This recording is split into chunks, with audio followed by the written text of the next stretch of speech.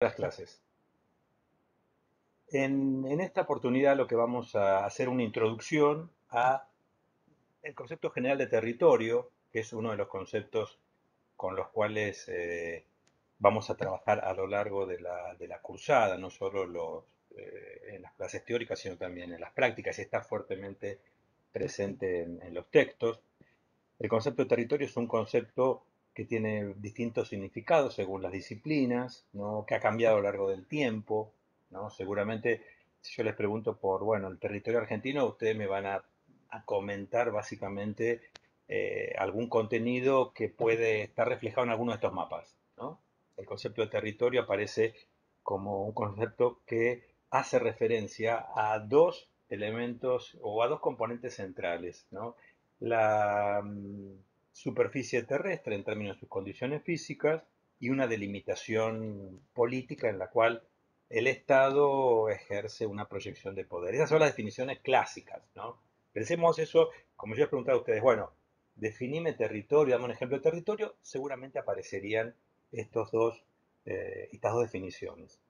Sin embargo, es un concepto que ha cambiado y si bien persisten estas definiciones, se ha hecho más complejo. Y un poco la idea de esta clase es acercarnos hacia esa complejidad, que es la perspectiva con la cual vamos a encarar la materia, no solo la parte correspondiente a las clases teóricas.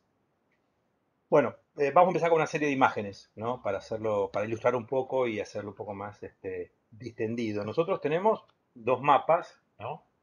El mapa de la izquierda es un mapa de la República Argentina, por supuesto, un mapa de división política en el cual aparecen diferenciados con colores las provincias, marcadas sus capitales, y la proyección de reclamo que tiene sobre el sector antártico. Entonces, si nosotros sumamos aquello en lo cual el Estado tiene una proyección efectiva, ¿no es cierto?, de su dominio, y también aquellos territorios en los cuales hay un reclamo o hay una disputa, tenemos estos mapas. Es decir, este es el territorio en el cual está presente de manera efectiva o en términos de reclamo de la Argentina. En cuanto a las condiciones, el mapa de la derecha que nos muestra es un clásico mapa de relieve, ¿no? De relieve emergido y de relieve submarino. Ahí lo que vamos viendo es que las zonas más oscuras del mar implican un área más profunda que corresponde al talud que viene de la plataforma submarina. El área más celeste marca las 200 millas desde la costa argentina en torno a la cual hay un uso económico exclusivo, esto es por parte del derecho internacional, y los colores más oscuros que vemos en la zona del continente y también de la Antártida nos marcan las alturas. O sea, acá tenemos una aproximación a decir, bueno, muy bien, yo para hablar de un territorio hablo de un espacio político, ¿no? Ocupado, en disputa o reclamado, pero también hablo de condiciones naturales, que en este caso están marcadas o referidas básicamente a través de las condiciones de altura, topográficas de relieve. Ahora, si nos quedamos con el mapa continental, veamos este mapa. Es un mapa de los años 50. Es un mapa de los años 50 en el cual lo que nosotros vemos las provincias, pero fíjense qué interesante si nos fijamos la provincia de Buenos Aires, la provincia de Córdoba, la provincia de Entre Ríos, pero Mendoza, San Luis, pero si vamos hacia la Patagonia aparece la palabra gob, de gobernación. O sea, hasta los años 50, ni La Pampa, ni Neuquén, ni Río Negro, ni Chubut, ni Santa Cruz, ni Chaco, ni Formosa eran provincias, eran gobernaciones. Es un estatus político, territorial, jurídico diferente. ¿Qué quiere decir? Que ahí nos encontramos con que los habitantes que en ese momento habitaban esa provincia no podían elegir a sus representantes. Esto era definido por lo que era en ese momento la capital federal, Ciudad de Buenos Aires. Y fíjense, no sé si se alcanza a ver con el cursor, también lo pueden ver, entre Catamarca, Jujuy y Salta había otro territorio, otra provincia que no existe más, que se llamaba Gobernación de los Andes. Entonces, ¿esto qué nos muestra? Nos muestra que ese mapa político es un mapa que varía históricamente. O sea que el territorio tiene también un componente histórico. Cuando pensemos un territorio, como habíamos dicho, bueno, lo pensamos desde el punto de vista político, es la proyección espacial del poder del Estado, desde un punto de vista natural, es las condiciones naturales de ese espacio, pero también no podemos dejar de ver que es histórico, que tiene cambios, que tiene continuidades, que tiene movimiento, ¿no? Y si bien este mapa es de los años 50, nos podemos acercar muchísimo más acá, mucho más cerca, fines del siglo XX, cuando la ciudad de Buenos Aires se convierte en una ciudad autónoma. Hasta ese momento, sus habitantes, ¿no? 3 millones del año 1940, un poquito menos, pero desde 1947, que tiene 3 millones de habitantes, ¿no? En ese momento, 1947, el país, si mal no recuerdo, en ese censo tenía cerca de 20 millones, o sea, 3 millones, un número importante, no podían elegir quién los gobierna. Tierra del Fuego, hasta principios de los 90, sí, acá me está preguntando, ahí se me fue la pregunta del chat, me están preguntando Tierra del Fuego. Tierra del Fuego igual era un territorio nacional, Tierra del Fuego. O sea que, y esto no es los años 50, 1992, comienzo de los 90, en realidad un poquito antes, en los 80, a mediados de los 80, pero Tierra del Fuego era un territorio nacional. Es decir, que sus pobladores, quien los gobernaba, era un delegado del presidente de la nación.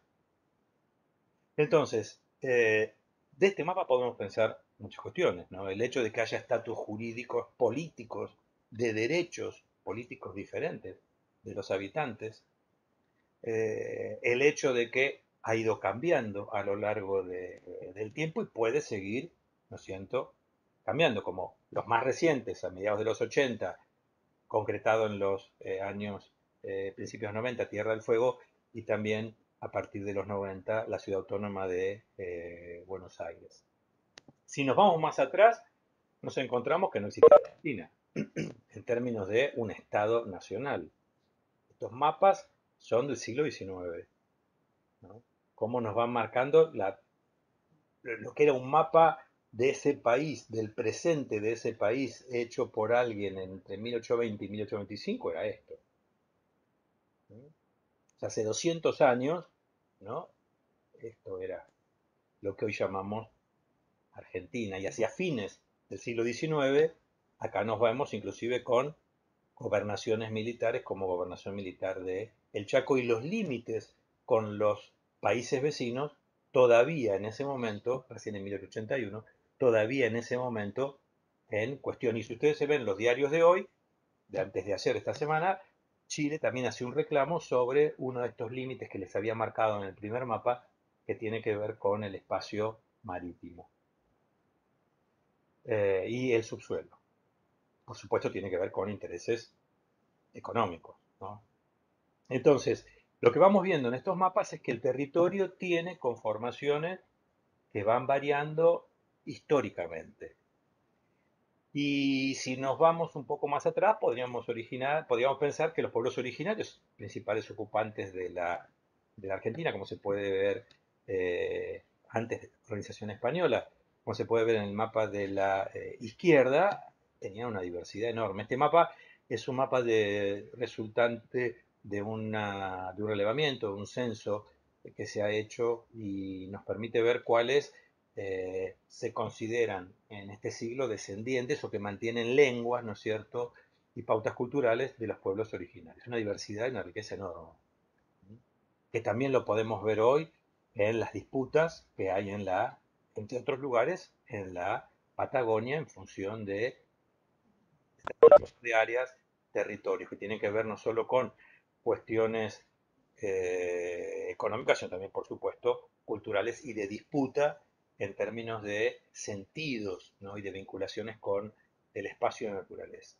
Y el mapa de la derecha nos muestra, bueno, lo que es hoy la Argentina en ese momento como parte de una un virreinato, un espacio que era en ese momento dependiente de España. Es decir, lo que vamos viendo es que se va complejizando lo que implica el territorio, ¿no? No es solo una dimensión política, es también histórica, no es solo una condición natural, es también cultural, ¿no? Esta presencia de los pueblos originarios nos va mostrando este hecho conjugado de historia y cultura, y no solo lo que pasa en su interior. ¿Sí?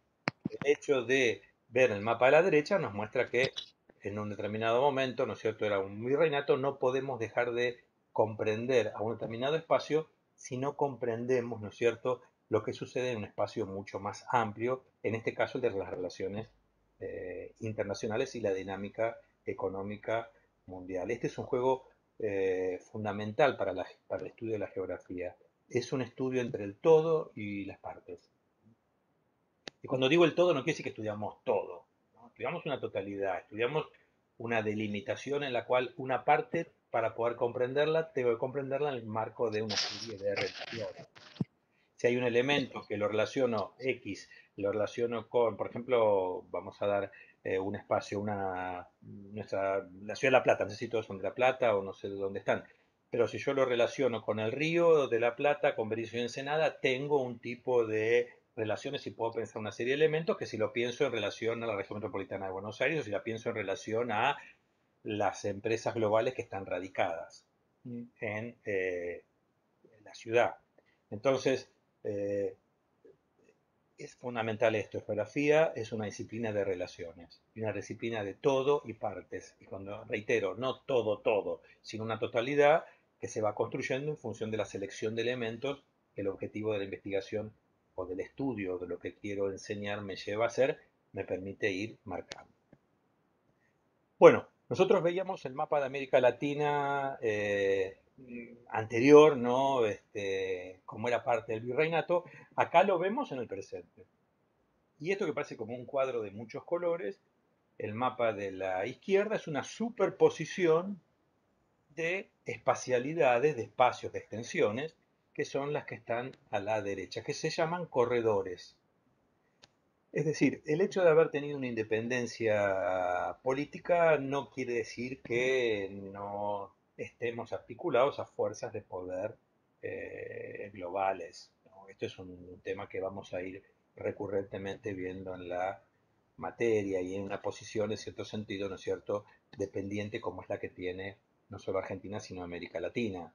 Y lo que vemos acá es mapas de lo que, como les decía, se denominan corredores. Son áreas, ¿no?, que se hacen a partir de una organización, IRSA, ustedes abajo tienen la cita, la Iniciativa de Infraestructura Sudamericana, que es un acuerdo entre estados para compatibilizar infraestructuras y orientar inversiones de manera común en infraestructuras y energía. ¿Por qué? Porque acá lo que interesa es que este espacio sudamericano sea un espacio en el cual haya infraestructura de paso y de energía para la economía global, la economía mundial. Por eso el nombre es de corredores. Se trata de que, por ejemplo, las vías férreas que se inician en San Pablo, Brasil, pasen por Argentina y terminen en Santiago de Chile. Y las opere una misma empresa. ¿Y esto por qué? Porque en la lógica del corredor no interesa el territorio por el cual atraviesa la vía fluvial o vial o ferroviaria, sino lo que interesa es la circulación. Son espacios que se tratan de organizar para que circulen. ¿Circulen qué? Las mercancías. Circulen las mercancías, circulen los productos que se puedan elaborar en estas áreas de América del Sur o en los mercados globales. Ha habido cambios muy importantes en el desarrollo del capitalismo a escala global que incluye tecnológicamente, entre otras cuestiones, la tecnología de los contenedores. Es mucho más fácil, bueno, es mucho menos complicado estandarizar productos en un container, cargarlo y enviarlo. Es una tecnología no particular, no es fácil una puesta en un container. Hay toda una tecnología particular de no solo del espacio físico, sino de comercialización, de disposición de las mercancías en los containers, pero que se posibilite este mecanismo circular lo más rápido posible las mercancías. Y para ello, parte de la circulación tiene que atravesar espacios. Y cuanto más rápido atraviesen, menos tiempo pasa la mercancía sin ser vendida. Entonces, si superponemos todos estos corredores, nos queda este mapa de América Latina. Por supuesto, esto está. Acá podemos ver las obras en más detalle de cada uno de los corredores. No, se los muestro como para ilustrarlo.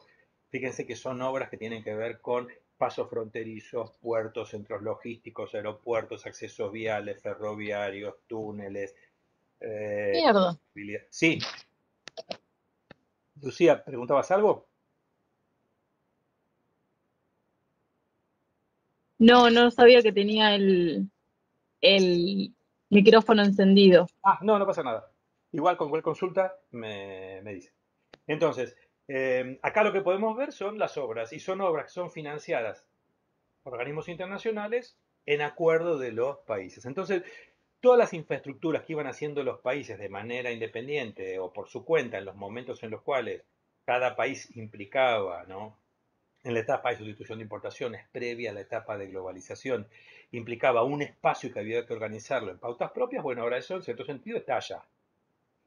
Sí, Candela, ya me preguntás si subir al campus, ya están. Ustedes lo pueden, entran en la carpeta de la clase 1 por Power 1, ahí está. Y cualquier otra duda que quieran ampliar estas imágenes, me consultan porque son extraídas, ¿no es cierto? Ahí tienen la cita de dónde se han ido extrayendo. Entonces, esto lo que nos muestra es cómo un espacio empieza a ser parte, ¿no?, de intereses globales. Y por supuesto, las líneas de ferrocarril de nuestro país, las de Chile y las de Brasil, tenían sus lógicas de gestión, sus dimensiones, sus infraestructuras, sus tecnologías que eran en su caso diferentes. Bueno, la lógica ahora es conectarlas y estandarizarlas, ¿no? De modo tal de que eh, puedan convertirse en un territorio, o más que un territorio, en un espacio, una plataforma de circulación a escala global. Bueno, ¿cómo es la circulación global? Esta es una manera de verlo, ¿no? Las rutas de mayor tráfico a nivel mundial. Acá está fijado en términos de contenedores. Este es un mapa que tiene, no es prepandemia, por supuesto, ¿no? Pero bueno, lo que nos marca es cómo interesa, ¿no es cierto?, que en nuestro país o el espacio sudamericano en la escala global sea un espacio en el cual haya circulación de mercancías. Después vamos a ver también la cantidad de inversiones que se van dando y el comercio exterior de nuestro país. Pero bueno, esto es a nivel global. Es decir, entre todas las actividades, entre todas las cuestiones, la del transporte es una muy importante, pero se transporta lo que se produce, por lo tanto es importante producir. Y acá lo que vamos viendo, como la particular distribución que tienen las superficies emergidas y las superficies oceánicas en el planeta, hacen que haya flujos en una dirección y no en otra. Que esto también es histórico en función de cuáles son los centros más importantes de producción e intercambio a escala global. Y acá nos metemos en la dimensión económica. Es decir, el mapa anterior y este nos va mostrando que sí, un territorio, ¿no es cierto?, tiene una dimensión económica. Sí, Luciano, ahí el concepto de territorio va variando. Nosotros optamos por uno que es una varada, vamos a ir llegando a esto. Empecé con las imágenes para llegar después a la definición. Podría haber empezado al revés, pero se me ocurrió que esto podía ser más ameno, ¿no? Pero sí, el concepto de territorio tiene una definición según por lo pronto la disciplina, ¿no? La ciencia política tiene una definición de territorio. Territorio es un concepto que también utiliza la etología, las ciencias naturales, de los espacios de reproducción de especies biológicas. Al interior de una misma disciplina también hay significados distintos en función de la corriente en la cual en cada una de las disciplinas se enfoque el investigador, o en cada una de las líneas teóricas de cada disciplina se enfoque el investigador. Si te interesa, mandas un correo y después te mando algunos textos generales, no te voy a llenar de cosas, pero algunos textos generales donde presentan esta diversidad. Nosotros lo que vamos viendo es que es un concepto complejo. Es un concepto complejo en el cual vamos a ir incorporándole cuestiones que justamente nos permiten reproducir la complejidad de la, entre comillas, realidad, que al principio aparecía en los mapas del comienzo limitada a una dimensión política y una dimensión natural. Si bajamos la escala cartográfica, ¿no? Porque no es lo mismo la escala geográfica que la escala cartográfica, acá es como si tuviéramos una lupa, ¿no? Lo que veíamos el mundo o el continente, acá vemos una fracción, que es el área del corredor que une los núcleos más importantes de Sudamérica en cuanto a producción industrial, manufacturera y población, que es el área de San Pablo, el área de la región metropolitana extendida de Argentina, ¿no? Incluyendo lo que es Córdoba, Rosario y Bahía Blanca. Por supuesto, también está incluida de Uruguay, Montevideo y Santiago de Chile. Esto es una de las vías en las cuales, uno de los recorridos en los cuales hay mayor inversión en infraestructura vial de transporte y de comunicaciones, ¿no? Entonces, no es todo el territorio, ¿no? Sino es una parte. Que esto también nos va a ir generando uno de los problemas que vamos a ir enfrentando, que es la desigualdad territorial. Si yo no pienso de una manera armónica, por decirlo, equilibrada, no son términos que me gusten, pero bueno, o equitativa, igualitaria, ahora me acerco más a términos de las ciencias sociales. El territorio, a medida que yo pongo en un lado y no en otro, voy incrementando la desigualdad. Bueno, este es uno de los problemas, las fuerzas que construyen los territorios, cuáles tienden a hacer igualitarias las condiciones de vida en ellos y cuáles tienden a polarizarlo. Si bajamos la lupa, por decirlo como si estuviéramos aterrizando en un avión, acá nos encontramos ya de esa escala del cono sur, nos vamos hacia un área más próxima donde estamos nosotros, o por lo menos no estoy yo y la facultad. No sé si todos están en La Plata. Este espacio es la región metropolitana de Buenos Aires, es un área urbana y rural, lo que se ve es una imagen de Google, lo que se ve con gris es edificado, lo que se ve con verde es el área más de tipo rural. Esta es la ciudad autónoma de Buenos Aires. Acá nos encontramos con, casi en el centro de la imagen con La Plata, Berisso y Ensenada. Esto es lo que se denomina la microrregión del Gran La Plata. El río de la Plata, que a la vez es zona de frontera y límite con otro país, que es Uruguay. Si nos centramos más en el área nuestra, acá podemos ver con rosa el aglomerado urbano, se llama aglomerado al espacio, ¿no es cierto? Es una definición que marca un envolvente de población en la cual hay población urbana. Esto es La Plata, Berisso, Ensenada, la zona del puerto y localidades, ¿no? De Arturo Seguí, Villa Elisa, Citibel, Villa Elvira, Los Hornos. Esto nos acerca un poco más a nuestra región. Es decir, acá es como si estuviéramos bajando la lupa. Esta es una característica de la cartografía. Yo si quiero ampliar el detalle, pues, la representación cartográfica tiene una determinada superficie, en este caso es la del PowerPoint. Puedo tener un plano que cubra una mesa, pero en este caso tenemos el del PowerPoint, a medida que alcanzo en detalle pierdo en superficie. Cuanto más superficie quiero abarcar, menos detalle tengo. A medida que amplío el detalle, abarco menos superficie. Ahora, esto es la escala cartográfica. La escala geográfica es otra cosa. La escala geográfica es algo que me permite a mí pensar las relaciones entre los distintos espacios sin necesidad de tener un mapa. Yo en este mapa, en esta imagen de La Plata, no puedo ver, ¿no es cierto?, qué relaciones tiene con la ciudad de Buenos Aires. Tengo solamente La Plata. Al sumo yo puedo llegar a decir que estas vías de transporte me llevan ahí. No puedo ver cuál es la relación con la escala global, que es la que veíamos en los mapas anteriores. Pero eso es la escala cartográfica. La geográfica, puedo pensar esas relaciones. Es una cuestión que yo puedo pensar sin necesidad de ver una imagen. Yo puedo pensar que estamos relacionados. El hecho de tener un WhatsApp en el celular me permite relacionarme con cualquier parte del mundo. No necesito tener un mapa del mundo como para poder saberlo. Ustedes pueden mandar, seguramente tienen amigos que están viviendo en distintos lugares que no aparecen acá en esta imagen. No necesitan ver una imagen para pensar las relaciones espaciales en la escala geográfica, sí en la escala cartográfica. Ahora bien, nos vamos a meter en detalle para ver un poquito estas dos áreas, la de Berisso y Ensenada y el puerto, y la de La Plata. Esta es una imagen también de Google, en la cual podemos ver, este es el bosque de La Plata, acá está nuestra facultad. Tenemos Berisso, tenemos Ensenada y acá hay representadas algunas eh, fábricas, ¿no? Acá nos acercamos a la actividad económica industrial.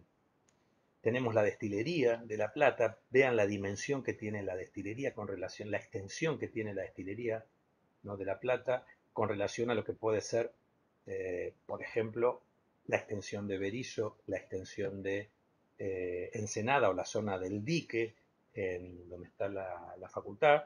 Esta es otra planta industrial, la petroquímica, estas otras son otras fábricas petroquímicas. Sí, esto como acabas de decir, ¿no? Sobre el verde, la extensión urbana, que también es un problemón para poder ir estudiando, sobre todo en estos momentos en Berisso, que se está extendiendo sobre la zona de humedales, ¿no? Ahí es una complicación y que no por nada está en disputa con el propósito de sacar una legislación que proteja humedales. Esto es una planta siderúrgica, no de acero, pero sino de tratamiento de laminado en frío, de la empresa Techín. Acá está el astillero Río Santiago. Esto es la zona franca. Y este es el puerto de La Plata, Berisso y Ensenada. Ahora, si nos vamos a La Plata, acá la tenemos con otra visión más vertical, no tan inclinada. Este es el diseño original de lo que se pensó como la ciudad, con las diagonales, el diseño de las plazas cada 6 cuadras, las avenidas cada 6 cuadras, el hipódromo, acá este anillo blanco es el estadio Ciudad de La Plata, el bosque y los parques y las plazas. Fíjense cómo esto se va, este esquema se va dispersando. Es muy difícil reconocer una plaza en las zonas periféricas, las llamadas periféricas de la ciudad. Y esto que va apareciendo, ¿no? Estas son las rutas, las avenidas que van hacia el interior de la provincia. Estos puntitos grises son invernaderos. Estos puntitos grises que vamos viendo acá no es ciudad, son el reflejo de los techos de los invernaderos, que son las construcciones para un tipo de producción hortícola y florícola. Exactamente como dice Candela, es el periurbano. Si nosotros tuviéramos que clasificar los espacios, un poco la geografía clasifica espacios, podríamos decir que, bueno, este es el área urbana y esta es la zona periurbana, ¿no? Es una zona, y la zona rural la vamos encontrando más hacia el sudoeste. Entonces, y el oeste. Esta es una zona en la cual se mezclan actividades y usos rurales y urbanos. Entonces, si nosotros queremos ver una imagen más cerca, estos son los invernaderos, ¿no? Eso que veíamos cubierto, ¿no es cierto?, cubriendo ese espacio periurbano. Y acá tenemos, es uno de los centros más importantes de producción hortícola y florícola no solo de la región de La Plata, Berisso y Ensenada, sino de la región metropolitana y del país. Ahora bien, esta imagen es una imagen de viñedos, ¿no? Ustedes saben que los principales viñedos en nuestro país se han concentrado en San Juan, Mendoza, Salta, pero también se han ido extendiendo a Río Negro, provincia de Buenos Aires, y esto es la imagen de un viñedo en Berisso, que tiene muchísimos años, ¿no? No es producto de la expansión de estos últimos años. Es el llamado vino de la costa en Berisso. Ustedes van, además de un paisaje lindísimo, ustedes recorren la zona litoral de Berisso, Isla Santiago, en la zona también de Ensenada, se van a encontrar con un paisaje litoral fluvial hermoso, y en ellos, ¿no?, se encuentra también la producción de este llamado vino de la costa. Es una variedad vitivinícola, del cual hay una cooperativa, ¿no es cierto?, una cooperativa de productores que elabora, ¿no es cierto?, vinos y derivados a partir de esta uva. Fíjense que acá tenemos una serie de canalcitos que, si esto lo compara con un viñedo de Mendoza, se puede encontrar con un paisaje más o menos parecido, pero en Mendoza y San Juan estos canales es para el riego y en cambio acá es para que el agua se vaya. Entonces una misma forma, un tipo de producto relativamente similar como es la vid, con por supuesto las diferenciaciones de variedad, puede tener un paisaje similar pero un uso diferente, ¿no? Bueno, ¿alguna consulta hasta ahora? ¿Pregunta? Bueno, entonces, lo que tratamos de ver acá, ¿no es cierto?, en estas imágenes y estos intercambios que hemos tenido, es lo que podemos llamar territorio, ¿no?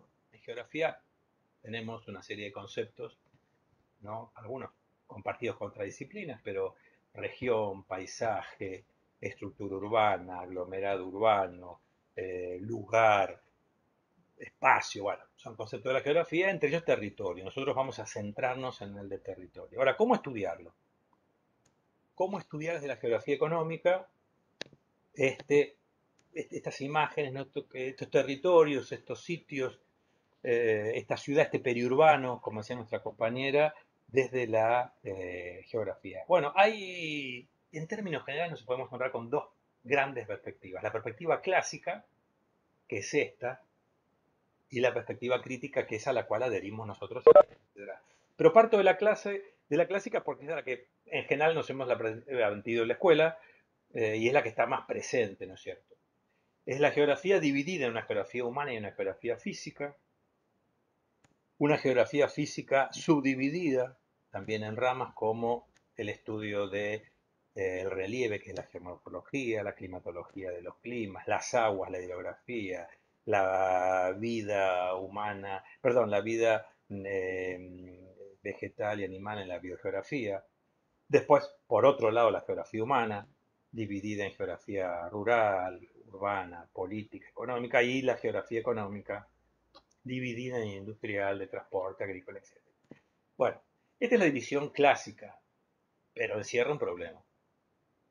Encierra un problema que es la atomización y la fragmentación.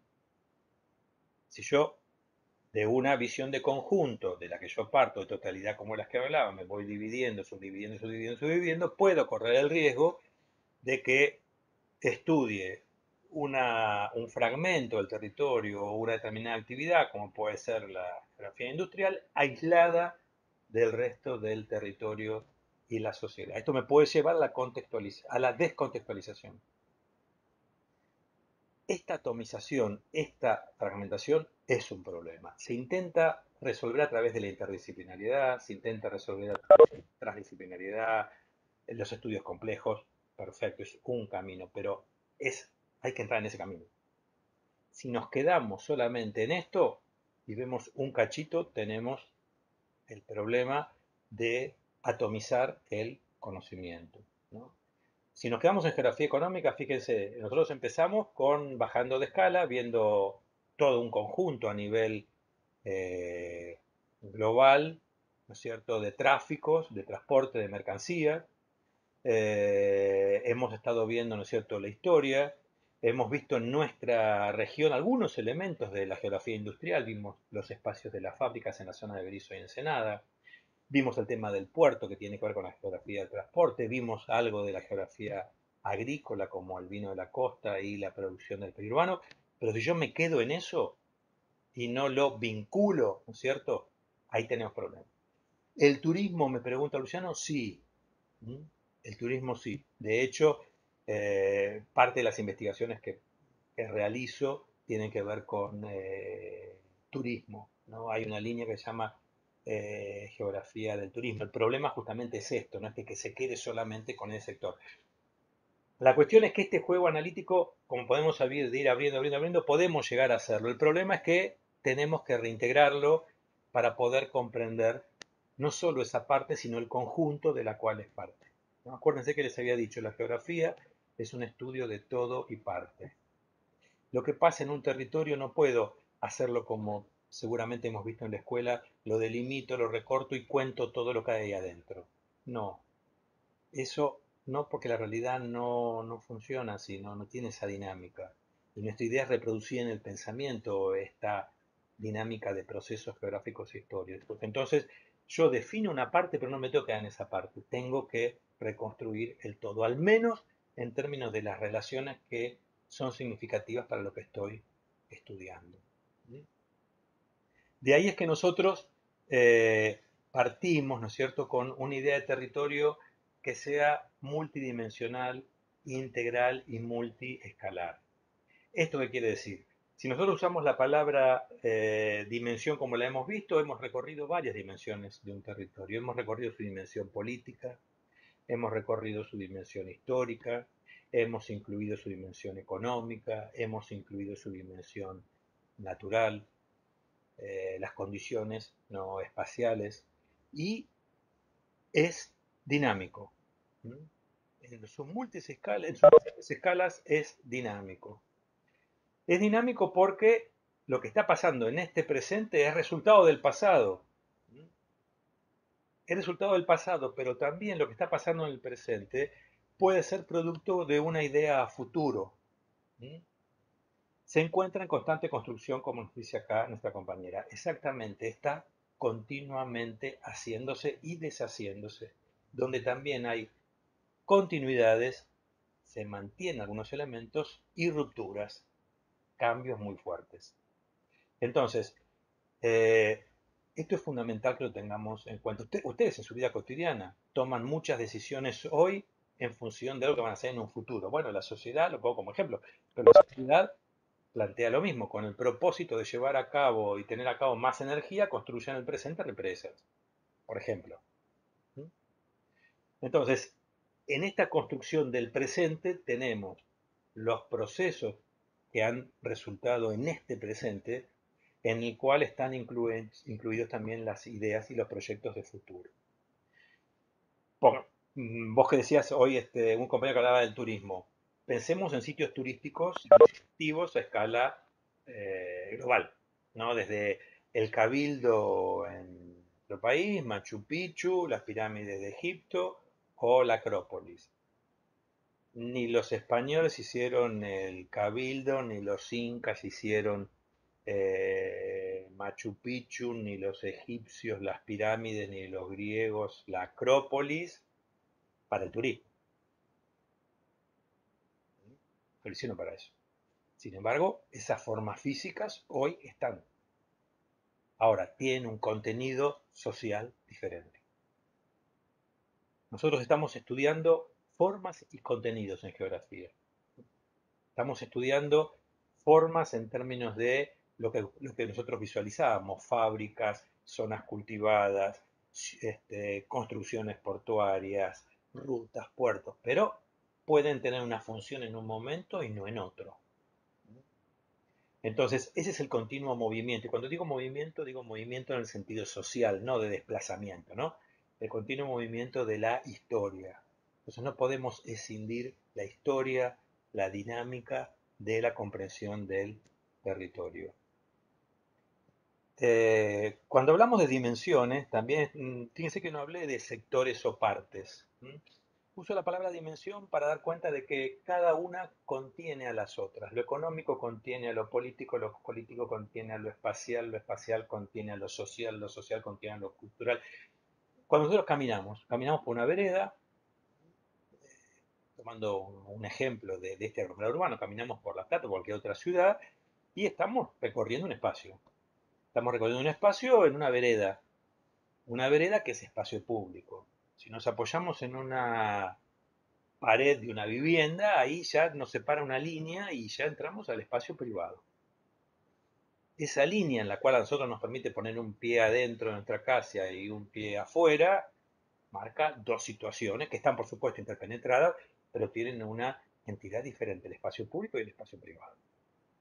Y ahí podemos pensar la división del territorio como una primera división, que es un poco lo que va marcando el texto que ustedes pueden optar por leer en lugar de escuchar el video de Manzano Fernández.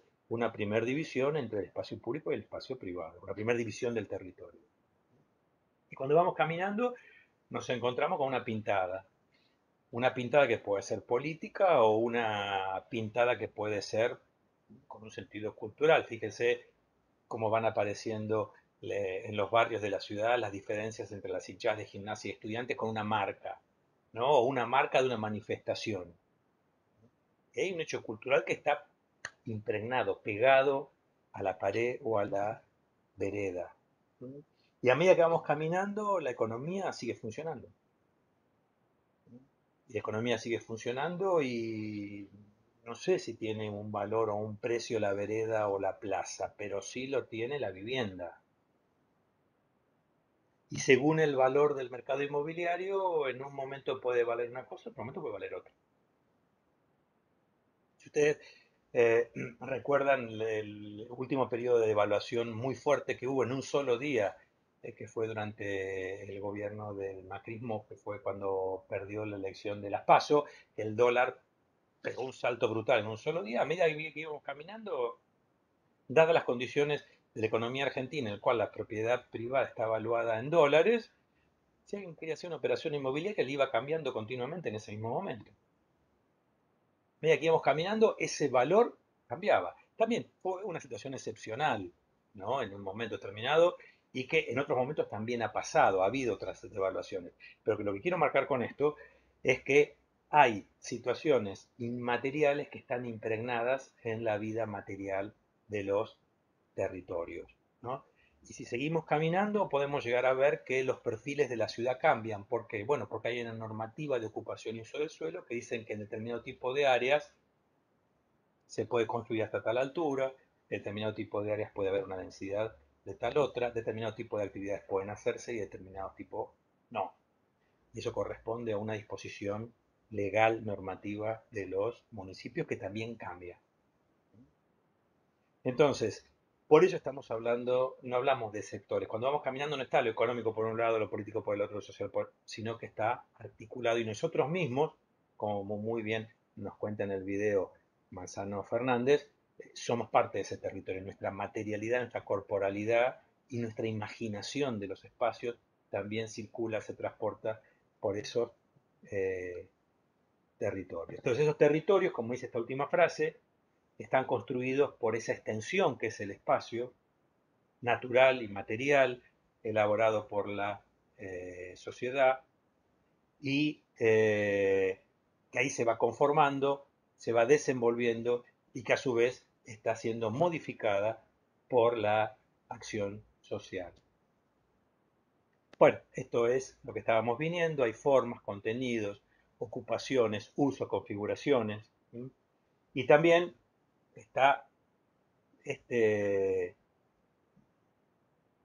territorio, ¿no es cierto?, incluido en proyectos sociales. Y en los territorios hay saberes y también hay prácticas. No es lo mismo el saber y la acción que se lleva a cabo en el periurbano que el que se lleva a cabo y el saber que se produce en la ciudad, ¿no? Ahí hay cuestiones específicas y particulares. ¿Sí? Ahí me decían que tenían dificultad para escuchar, ¿puede ser?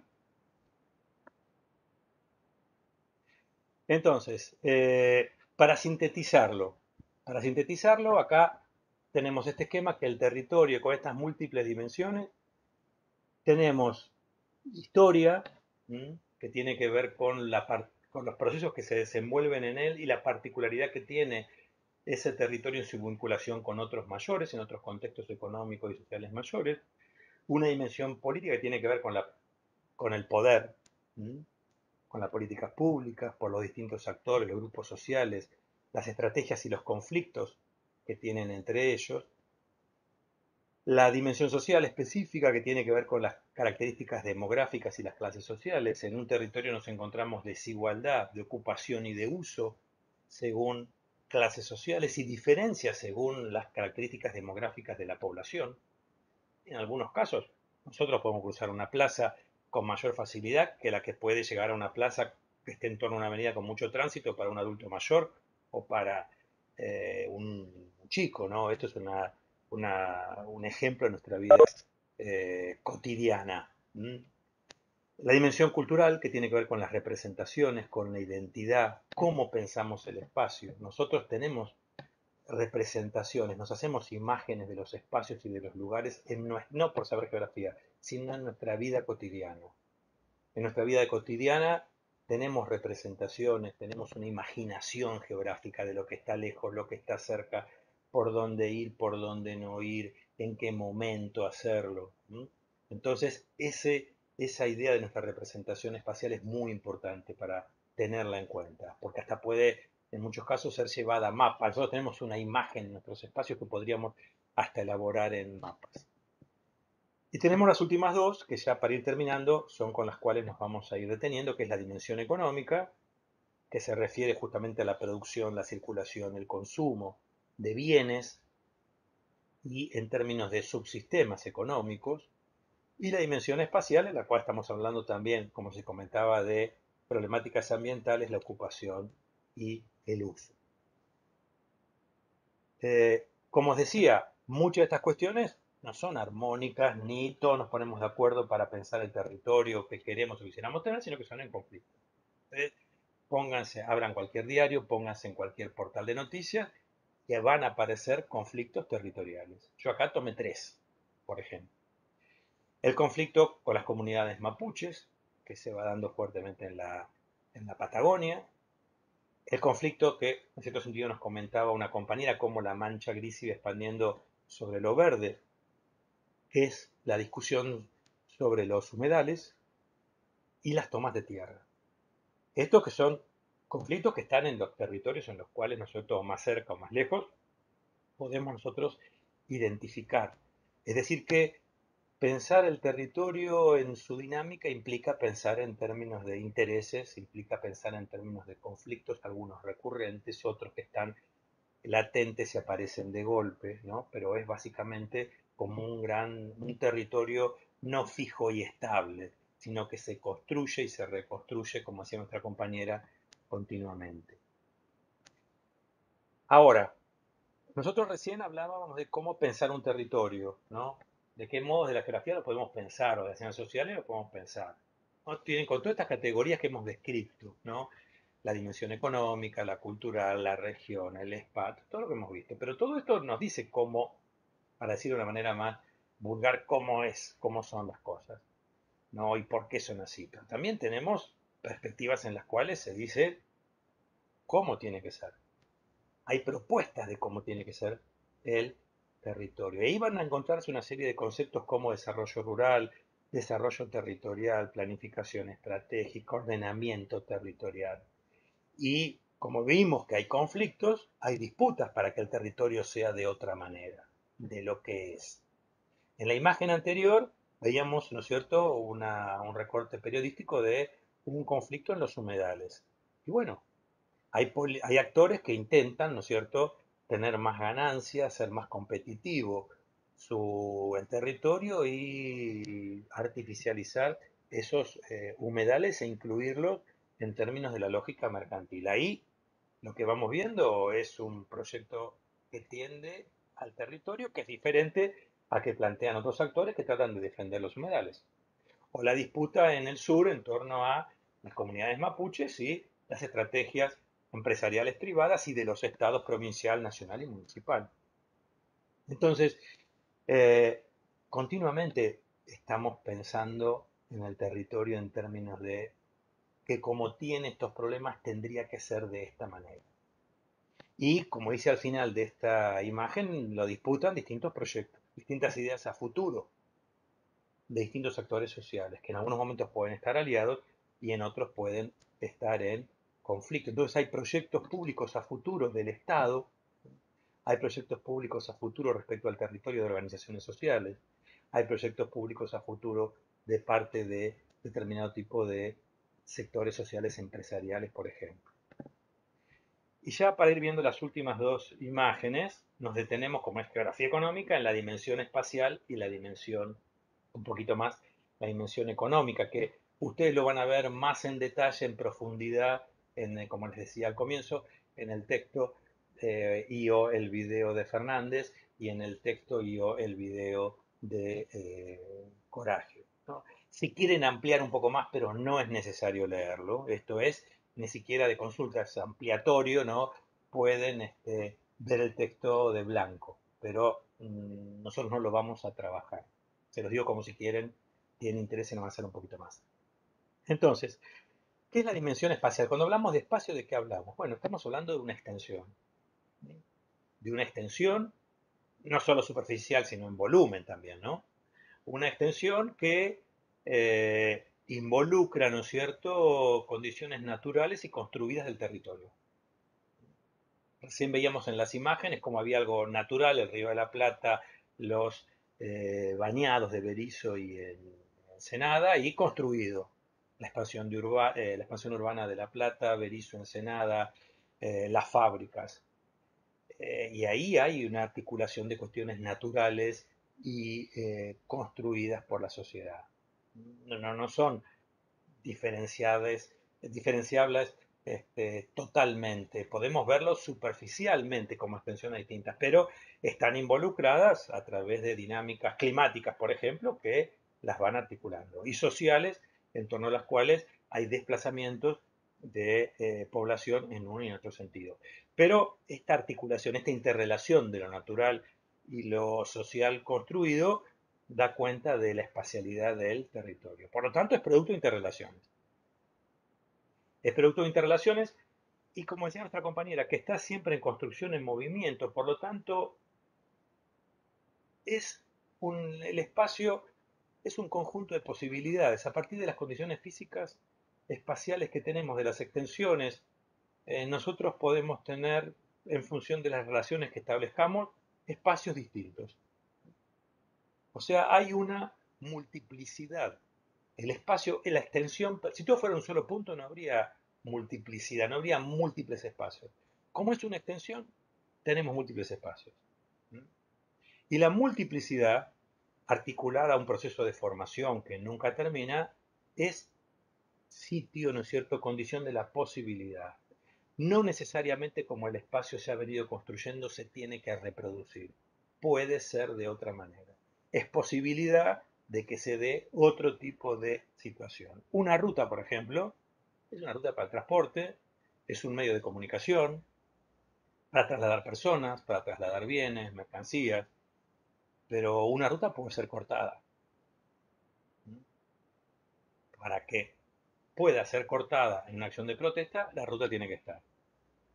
O sea, posibilita la circulación, pero también el corte, una protesta.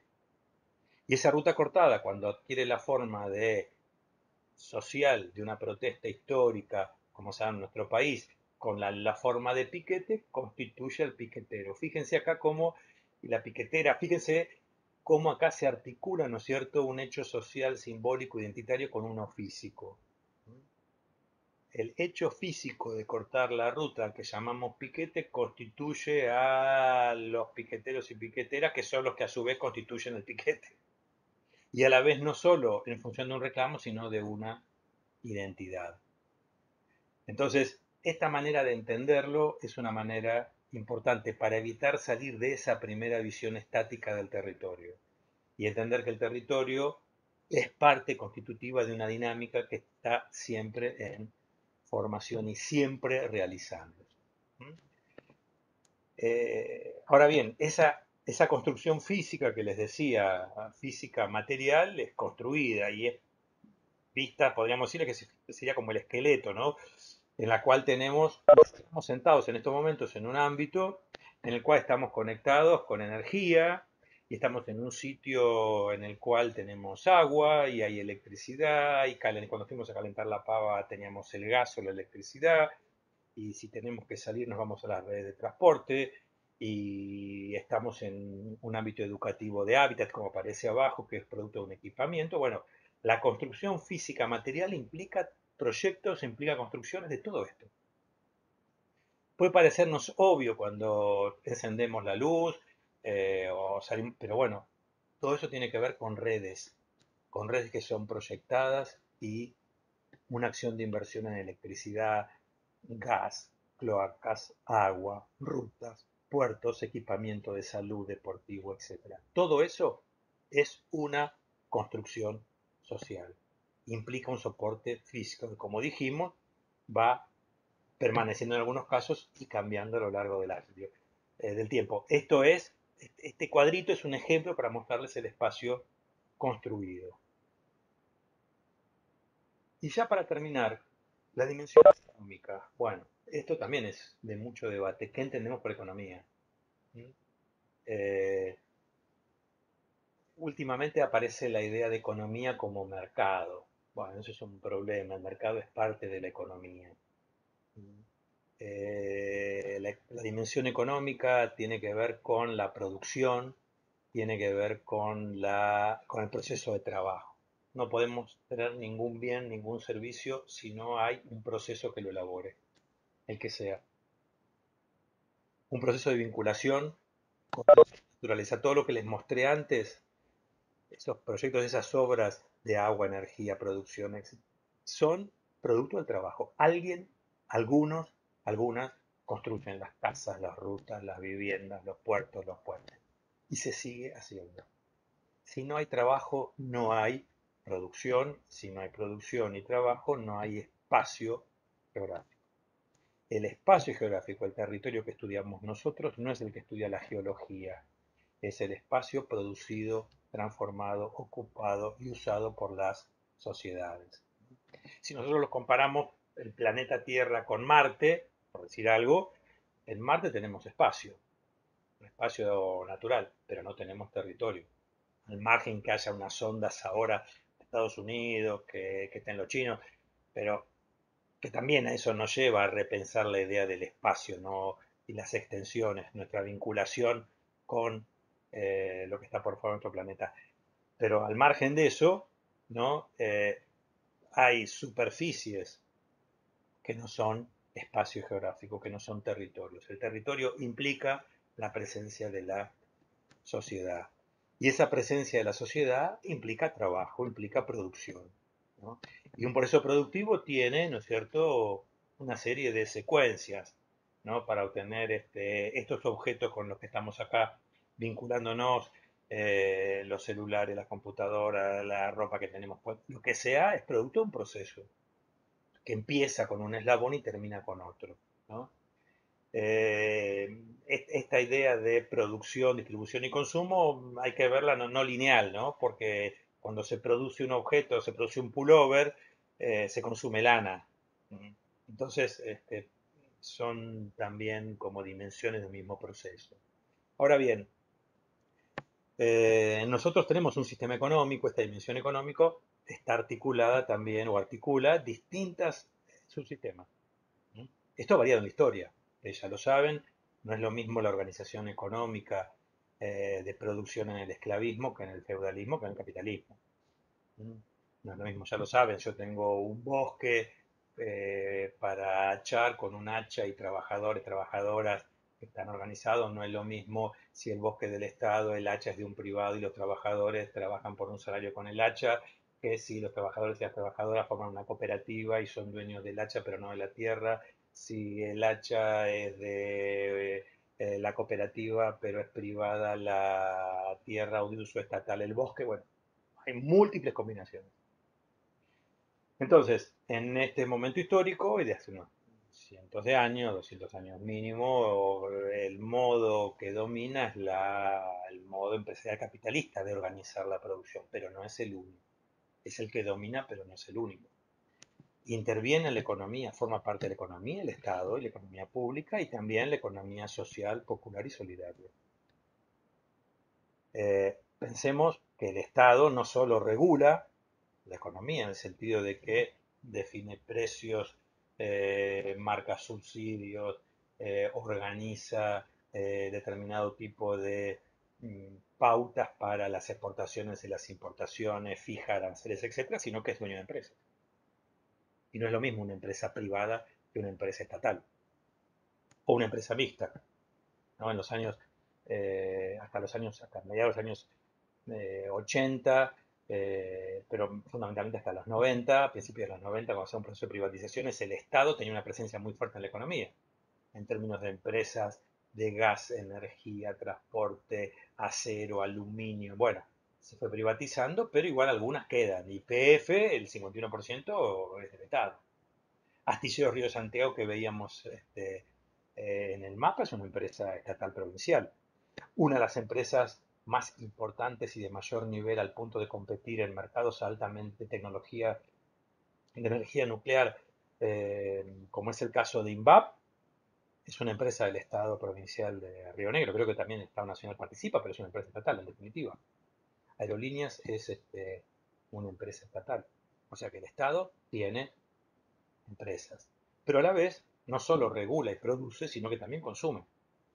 El Estado vuelca mucho dinero en la economía a través del consumo, a través de equipar hospitales, equipar escuelas, equiparse de aviones, equiparse de automóviles, o sea que interviene fuertemente, ¿no es cierto?, en eh, en la economía.